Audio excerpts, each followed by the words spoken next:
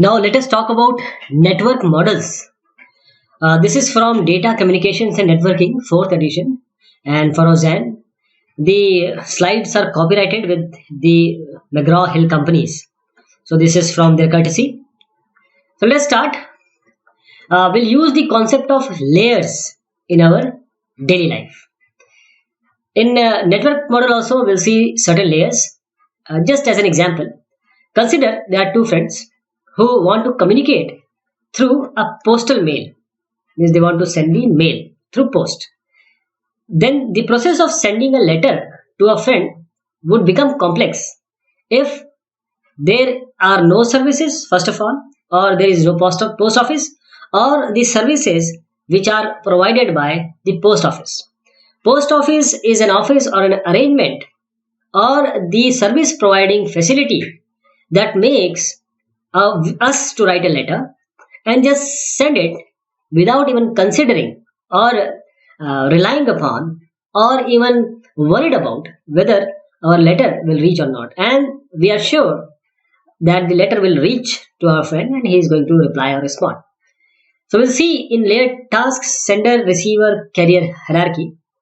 These are the tasks which are involved in the example we have just taken. A sender, the letter is written, he puts or she puts in an envelope and drop it in a mailbox. Please, observe this very carefully because we are going to make an analogy and present the layers, the network layers with this analogy, and you will understand it very clearly. So first is the letter is written, put in an envelope and dropped in a mailbox. Then the second task is the letter is carried from the mailbox to a post office. Then the letter is delivered to a carrier by the post office, and then the parcel is carried from the source to the destination. And then the letter is delivered from the carrier to the post office. The letter is carried from the post office to the mailbox. The letter is picked up and removed from the envelope and read. So when the sender and receiver they are writing a letter, or they have just placed them in a envelope and dropped in a mailbox or picked up from the envelope. So these are the higher layers. In between the layer, how it reaches to the office and carrier post office, this is done by the middle layers. And the actual layer is where the transfer or the exchange of parcel take place. The OSI model is was established in 1947. This is ISO, that is International Standard Organization. This is a multinational body, ISO, which is dedicated to worldwide agreement on international standard. Okay, so an ISO, this standardization agency that covers all aspects of network communication, is the OSI model in terms of the service providing, the layer formation, and the protocols, etc., done by open system interconnection, and it was first introduced in late 1970s. So ISO is the organization and OSI is the model.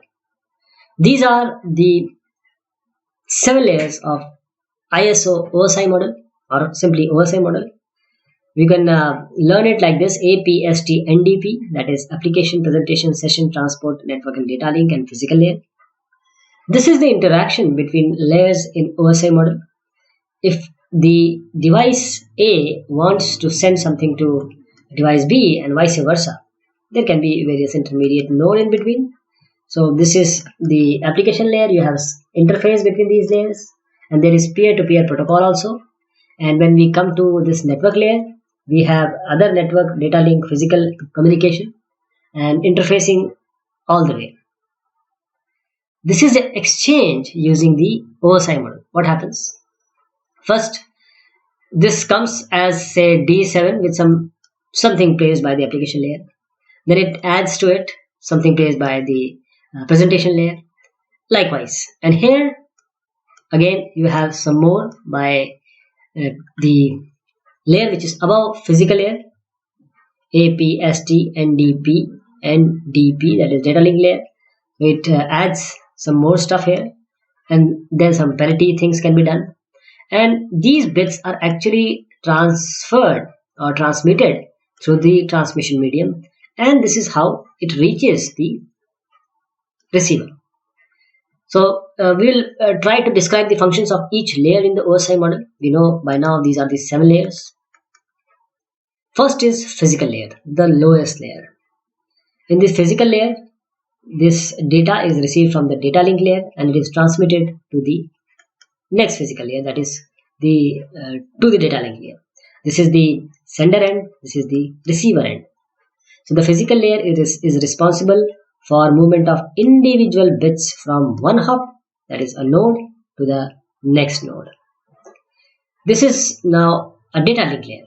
In this you can see some frame being made, and this is some header. You have trailer also.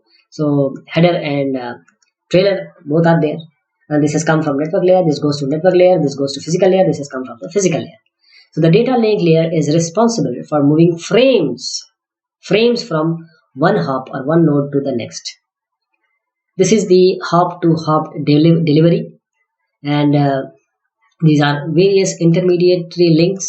These are the end system. This is how it moves, hop to hop delivery, and in this the data link layer sends the frame. Then we come to the network layer. Now the frame which has come to the data link layer, it was packet here. Packet. So network layer talks in terms of packet. Data link layer talk in terms of frames. Again we can see some header. So the network layer is responsible for the delivery of individual packets from the source host to the destination host. This is source to destination delivery with respect to the network layer. Okay. Now this transport layer, this talks about the segments. We have seen frames, we have seen packets. Now session layer talks about the segments, and these are the sessions. As we have sessions of classes in a lecture, same, we have various sessions, and these all go to the network layer. These are all received from the network layer. So the transport layer is responsible. In this transport layer, see, we are talking about transport layer. The transport layer is responsible for the delivery of messages from one process to another. So these are the segments of the messages from one process to another, not from one node but one process to another. This is a reliable process to process delivery of message. Just consider you have these processes, various processes. So transport layer, the process to process delivery, while the network layer is talking about the host to host delivery. This is now the session layer. As I said, various sessions are there, so some synchronization, all this is done here. And this session has come from presentation layer, it goes to presentation layer. Now the session layer sends it to transport layer, and here it is received from the transport layer. So the session layer is responsible for dialogue control. As I said, that sessions in lecture, say lectures and session of movie seeing. So dialogue control and synchronization. Then we have presentation layer. Presentation layer from application layer it takes and sends it to the session layer, and here likewise in the reverse manner. So the presentation layer is responsible for translation, compression, and encryption. Translation, compression, and encryption. Now we come to the first layer, that is the application layer. So now you are here, human or me here. Here we actually make a message. We are making a message here, sending a message here, this to presentation layer. So which protocol we are using, what data we are sending along with header. So application layer is responsible for providing these services to the user. So if we want to summarize the layer, application layer, it allow access to network resources, presentation to translate, encrypt, and compress data, session to establish, manage, and terminate the session, transport to provide a reliable process-to-process message delivery and error recovery, while network to move packets from source to destination and also provide internetworking. While data link, it organizes bits into frames for hop-to-hop delivery, while the physical layer, it actually transmits bits over a medium to provide the mechanical and also provide the mechanical and electrical specifications. Then we come to TCP/IP protocol suite. TCP/IP. This TCP/IP protocol suite do not exactly match with this OSI model. OSI has 7 layers. The original TCP/IP protocol was defined as having 4 layers, that is host to network, internet, transport, and application. However, when TCP/IP was compared with OSI, we can say that TCP/IP protocol is made up of 5 layers: physical layer, data layer, network layer, transport layer, and application layer. So which two layers are missing here? One is your transport layer, the other is no, transport layer is here. One is your session layer, and the other is so the presentation is layer is not here, and also the session layer is missing. So presentation and our session layer are not here in TCP/IP. So this is how TCP/IP and OSI model corresponds. The application presentation and session. Why these presentation and session layer are missing? Because the TCP/IP model has coalesced these three layers in this model. The application can be, the service providing of SMTP, HTTP, FTP, DNS, SNMP, and Telnet. While the transport layer deals with the SCTP, the transmission control protocol, user datagram protocol, while the network layer, it is again, IP deals with the packets. So ICMP, IGMP, RARP, ARP, all are here network. While the data link and physical layer, here the protocols are defined by the underlying networks, which is host to network.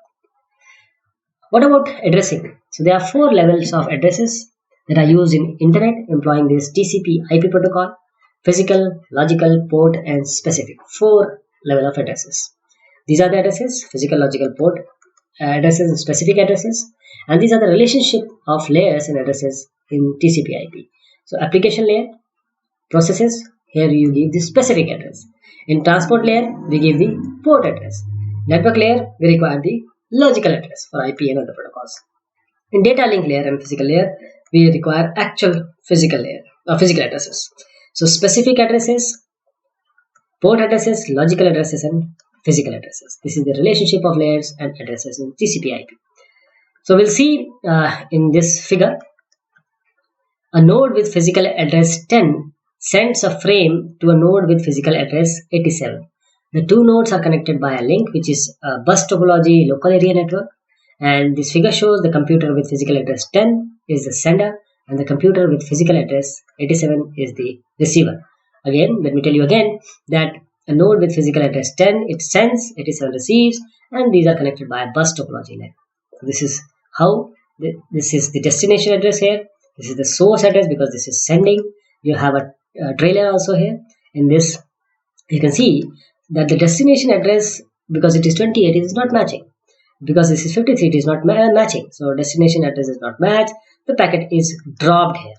Though it may access, but because of the inability or the non-equality of the address, these packets will be dropped and it will send to the required 87 receiver. Now we'll take an example. So most local area networks, they use 48 bit, that is 6 byte. 6 8s are 48. 1 byte has 8 bit physical address written on or as a 12 hexadecimal digits. And every byte, that is 2 hexadecimal digit, is separated by a column as shown here. These are the physical address written as 12 hexadecimal digit. Every 2 byte is separated by a column. So 2, 4, 6, 8, and 10, then 12. So 12 hexadecimal digit is there. This is a 6 byte 12 hexadecimal digit physical address. Now we'll also see one more example here. What is going on? It shows a part of an internet with 2 routers connecting 3 LANs. So there are 3 LANs here: LAN 1, LAN 2, and LAN 3. And with 2 routers, if you can find out the router, this is the router 1 and this is the router 2. So each device, computer router, have a pair of addresses, that is logical and physical, for each connection. And in this case, each computer is connected to only one link and therefore has only one pair of addresses. Each router, however, is connected to 3 networks. So each router has 3 pair of addresses, one for each connection. As you can see, this router is connected to LAN 1, LAN 2 and to another network. Here also this router 2 is connected to LAN 2, LAN 3 and one more network. And these are the LANs where data link layer and network layer and physical layers and etc. They are actually communicating. So you can see how a sender can send the data using the upper layer, go to network layer, to data link layer, and then go to LAN, and then it is received or sent to the router and received to the destination wherever it is required. Now we have two computers communicating via the internet. These are the two computers which are communicating via internet. The sending computer is running 3 processes at the time with port address ABC. So if you see here, we have ABC. So three processes at port ABC, port A, port B, port C. And in this, the receiving computer is running 2 processes at this time with port J and K. So we have 2 ports J and K.